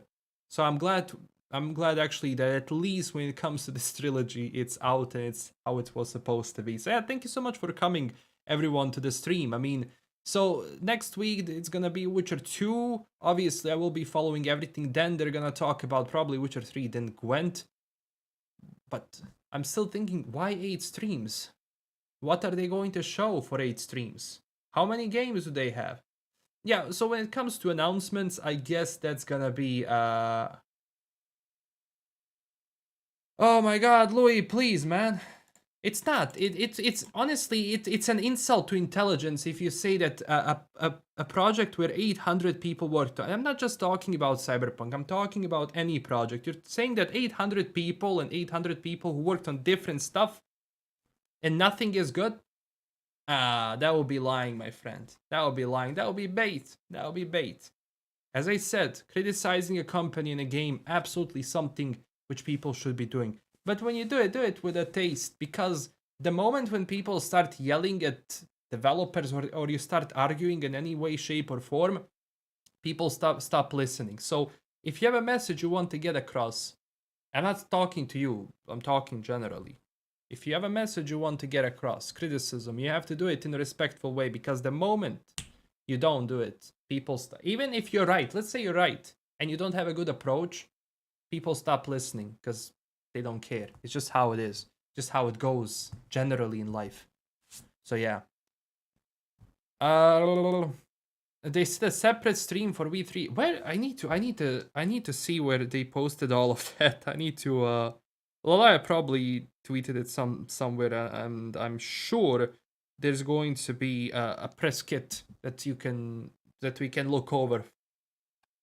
Should only be like 3 streams. I mean, I don't mind 8 streams just because it's content, but at the same time, is it? Well, we'll see. He's from Twitter. Yeah, Twitter is an interesting platform. I like Twitter because, I like Twitter because of the people I follow and the people that follow me because of the community. Because honestly, there is a bunch of good on Twitter, but there is a bunch of other, being bad. At the same, but that's social media and that's the internet in general. I mean, it's just how it is. It's the same in the comment section. It's pretty much same anywhere. Yeah, I mean, yeah.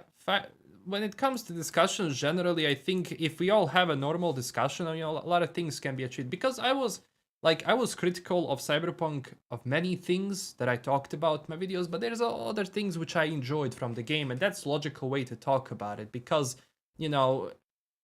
it would be cool if one person can make a game as big as that, but keep in mind that's a collaboration of hundreds of people, and every single person does something. Someone does soundtrack, someone does this, someone does that. How you talk about it. So I think that's how I approach every single topic I talk about. That's how I approach every single review I talk about. Because I don't like dunking on people. I don't like dunking on developers. I like dunking on suits or publishers that like to steal money from people in terms of microtransactions. But when it comes to developers, I mean, it's the same as where you work.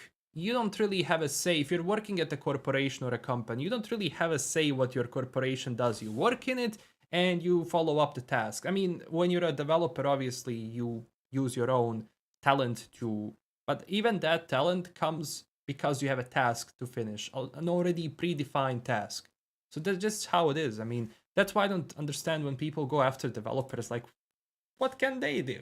They make a game and they listen to what people up top say, because they're the ones who decide what goes through, what doesn't go through.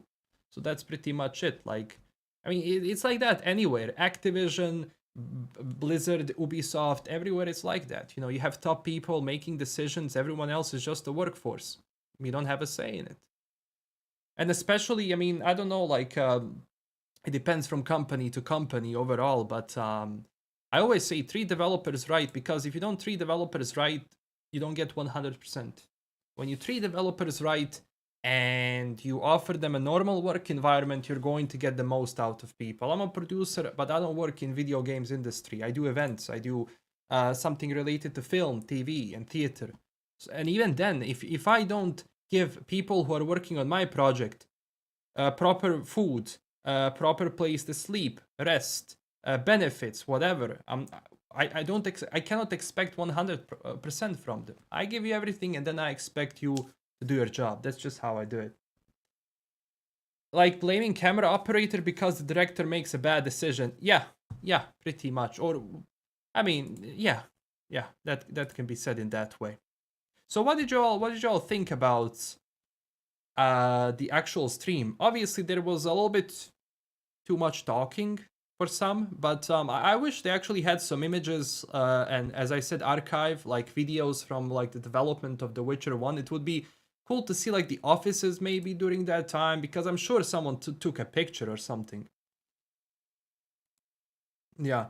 And I mean, when it comes to CD Projekt right now and their way of making games, I mean, yeah, Cyberpunk was, you know, it was what it is. You know, it was a very tough release. But one thing I still like about it is because number one, it's DRM free, so it's not always online, and second of all, they yet are to go into predatory microtransactions. Yet Gwent has MTX, but everyone that I talk to, and people can confirm, obviously can ask people who play Gwent, they say it's not even mandatory to buy microtransactions, or well, to buy card packs there, or whatever they buy, kegs. But they yet haven't went in there, and I hope they never go into like predatory microtransactions and everything that some other companies like to do to maximize profits. But you know, what I'm saying right now might not be the case in the next 5 years. Who knows?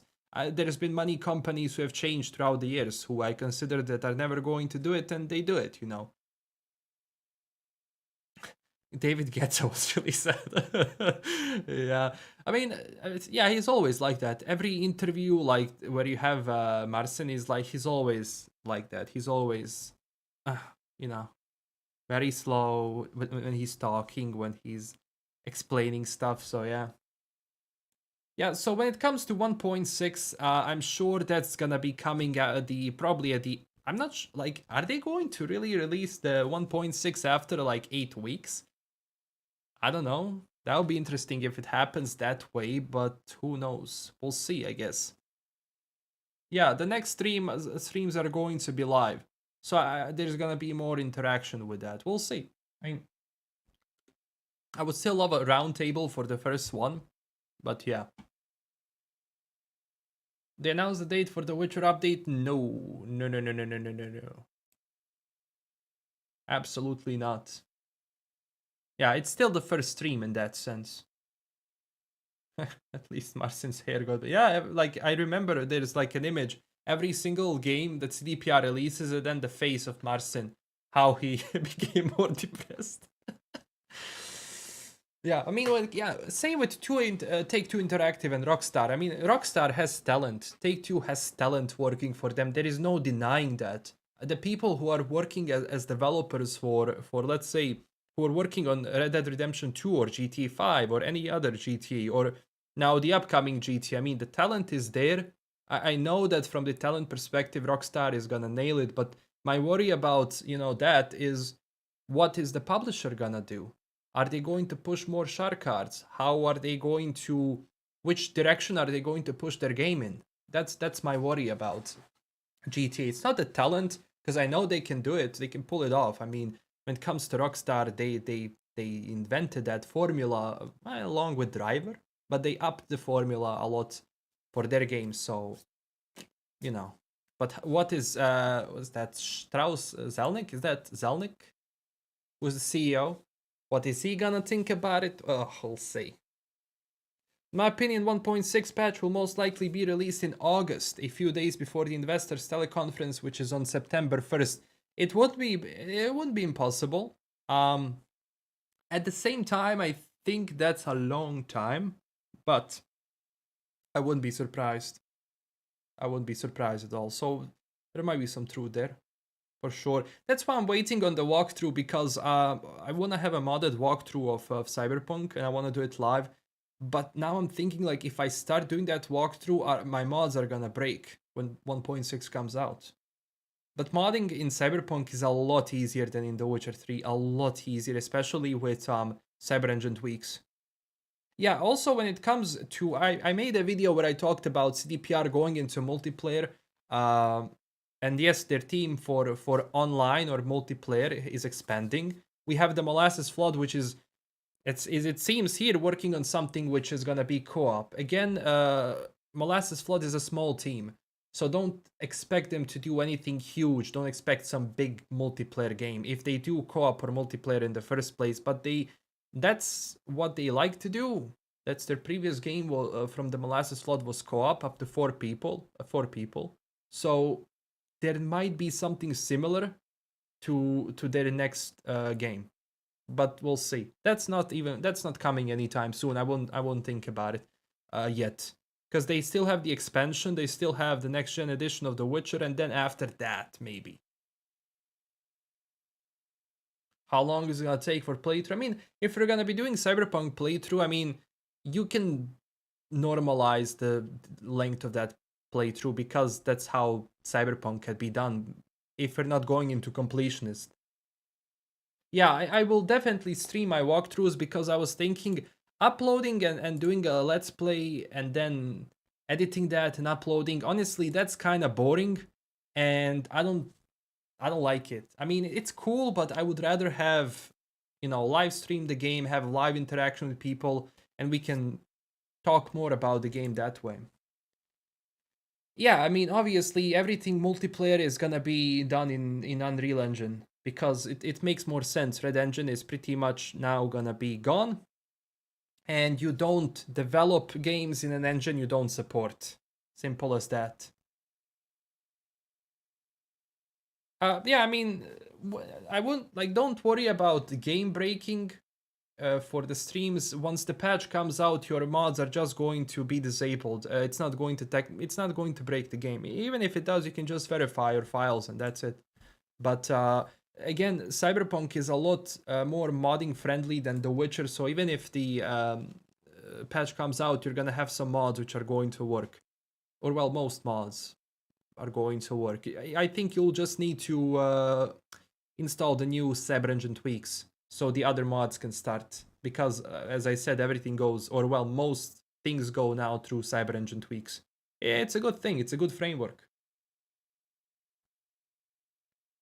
I only started CP this past week. Yeah, I also went through some of I went through like a new playthrough again with a new character, but I haven't went too much because I want to actually cover it. I want to restart it again. And there was a few bugs, but not like before. At least that's what was with me, but I played it on PlayStation 5. Cyberpunk on PlayStation 5, honestly, I had no problems.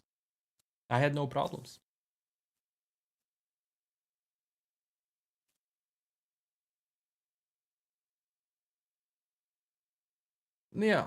I mean, the thing is, I already know what to do in Cyberpunk, so I mean, we wouldn't have to guess in the playthrough, so it would be kind of faster, but I don't know, for as long as there is content, it's good. Yeah, but I'll definitely go through, like, you're 100% we're gonna have a walkthrough for the next gen edition of The Witcher. I'm gonna be definitely doing that. That's up to when the upgrade releases, and then obviously with everything else, but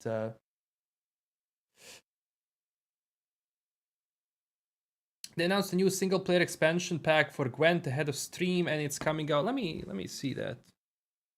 Let me see that, because I haven't. So Gwent. Just give me a sec. What did they post? Okay, so Gwent Rogue Mage is our first single-player expansion. You can start playing it tomorrow. Okay.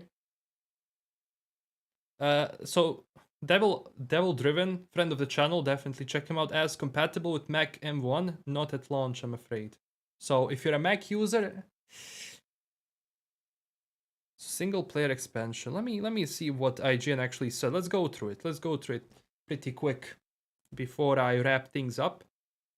Okay. So this is the Project Golden Necker. So Rogue Mage is branded as a Gwent expansion and retains the card game's core mechanic, but it will be sold separately from the multiplayer original. The standard version will be available for $9.99, while a premium edition, which comes with in-game skins, cosmetics, and card packs for the multiplayer game, will cost $19.99. Okay. So that's the news from it so far. I mean, it's Gwent. You know, people who play Gwent, they'll play this, and I'll play this as well. Even though I'm kind of bad at Gwent, to be honest. I'm really bad at Gwent. What they also said, Rogue Mage came out of noticing that years after The Witcher 3's release, there are a significant number of players who want more PvE experience from Gwent, said game director Vladimir Torstov. While Gwent multiplayer is a fantastic game for those who are looking for a great PvP multiplayer experience, we perfectly understand that many Witcher players love the original mini-game of Gwent for totally different reasons. So I'm glad that they might probably like dumb things down a little bit because, yeah, you know, you have gazillion cards right now for Gwent. And they want to basically target people who don't like to play against other people, who want to... I mean, that's cool. That's cool. That's cool. And this is going to be a roguelike mechanic, so as you're going throughout the map itself. Let me actually try and find it here. Okay. We're gonna go through the article, because there's some images that... just give me a sec, please. So, there's some images to cover. Let's go through it. Oh, article. Okay. Is this gonna work now? Okay. Whoop. Okay. So, you can go through this. Obviously, I read this already. Now let's look at the screenshots themselves. So yeah, it's going to maintain the same graphics as Gwent, and this is going to be a map. So I guess as you defeat an enemy, you move throughout the zones, and yeah,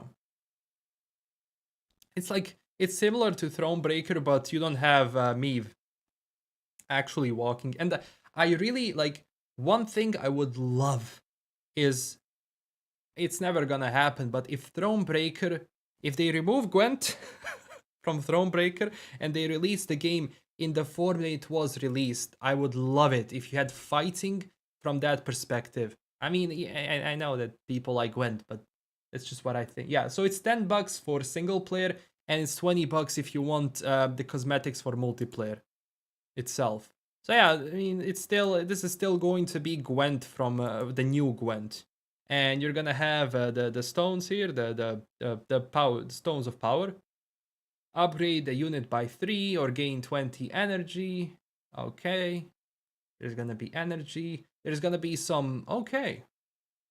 There's gonna be even some decisions. You find an ardent wishing well in the center of town. You can see a lot of shiny coins under the water surface.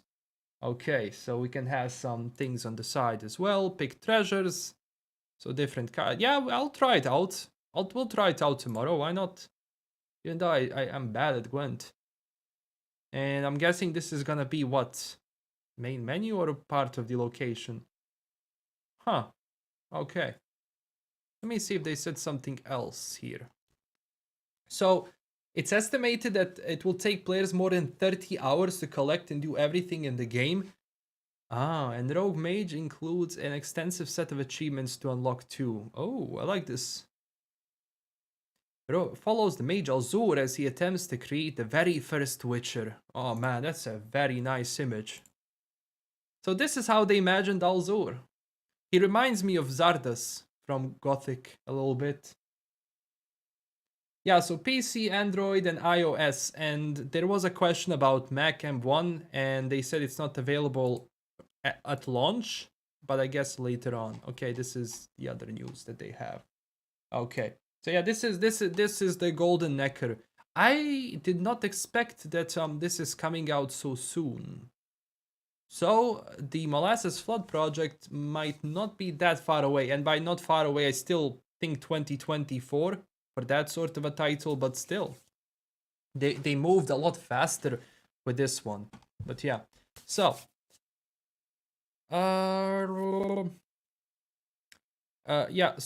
this is, as they said, this is PC, iOS, and Android, because keep in mind this is from Gwent. And I believe that Gwent was on consoles, but they shut it down, right? I think Gwent was on consoles before, but people didn't play it, so they shut it down. Alzur was shown before. Did they show him before? Yeah, most likely, but I forgot. Most likely. Let me see. I wish that in Cyberpunk 2077 the Nomad and Corporate Path had a much heavier RPG elements. Yeah. Actually, I agree. One of the things is that when you play as Corpo or when you play as a Nomad, you just kind of end up being a street kid. You don't really... I don't know. I think there had to be a lot more drastic decisions that you could make to justify being Nomad or a Corpo. And I still think that the actual Badlands could have been used up a little bit more. But we'll see what the expansion is gonna be about. I know there's some leaks about it, about the expansion, but is it gonna be that? We'll see. But yeah, this is so far what they showed. All right, so I'll talk about this tomorrow when it comes out, and I don't know if I'm gonna be making a video on this because everything is pretty much covered in this stream. So when it comes to future content, I have 3 games which we're gonna play as well. 3 videos. I have Shifu, so we're gonna play Sifu, whatever you want to call it. I have wait, give me a sec. What do I have? I have Chivalry 2, the cover. I have Ready or Not, the cover. So those are the 3 games we're going to also talk about. There's gonna be Final Fantasy video. There's gonna be obviously everything related to this, to Cyberpunk and The Witcher as they announce it. And yeah, I also have Sleeping Dogs, but I need to finish that game before I talk about it again, because I finished it before. I want to finish it again, and we'll have a video on that. Because I don't want to only talk about CDPR, and I'm sure people... You know what, Lloyd? You know what? Because you keep asking dumb questions. You come to a Cyberpunk CDPR stream and you ask people, why do they talk about CDPR or Cyberpunk, man? That's so weird. I mean, I don't go to Fortnite streams and say people, why are you talking about Fortnite? I don't like Fortnite. I don't care about it. I mean, man, it's like with some people, dude, it's like talking to a brick wall sometimes. I don't know, man. I don't know. It's like it's just annoying. It's just annoying because I don't like when people criticize stuff. Again, I don't mind it criticize, but I mean, come on.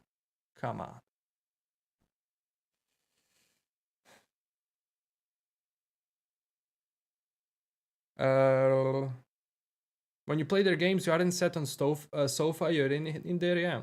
I mean, this whole discussion around video games, man, it's saying like, oh, what's better, GT or Cyberpunk?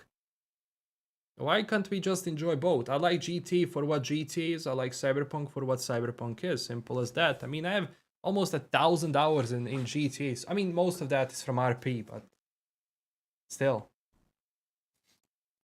Oh, it's not even a nerve. They don't even hit the nerve because it's just it's weird. I don't get it. It's like well. All right. So we're here for too long. I need to go eat something, rest up. I'll have another stream probably. I don't know how many. We'll have another two more stream. No, one more stream before The Witcher 2 because I want to cover some other things. Before that. So we'll do another stream. There's gonna be videos tomorrow. I mean, through the entire week because, yeah. So now I'm going to insert an ad because I do it at the end of the stream itself. I don't want to ruin the experience during the actual stream itself. So I'll run an advert. Thank you so much for coming. Thank you for all of the... no updates for Cyberpunk yet.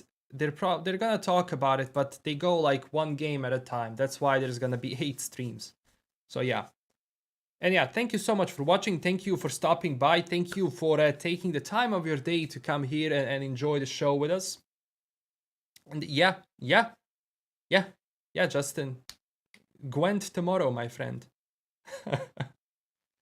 Yeah, it's time to eat something. All right. Again, thank you so much for coming. Don't forget to check us out on Twitter, join our Discord, continue the discussion there, and also, yeah, subscribe if you enjoyed this. Sorry for the Cyberpunk nog. No. No need to apologize. I like when people talk about stuff. I mean, it's not really exclusive Witcher streams, so I mean, yeah. Take care, guys. All right, take care, everyone. Have a nice day. Get some rest. Go out a little bit and just chill out. Just about it. See ya. Bye-bye.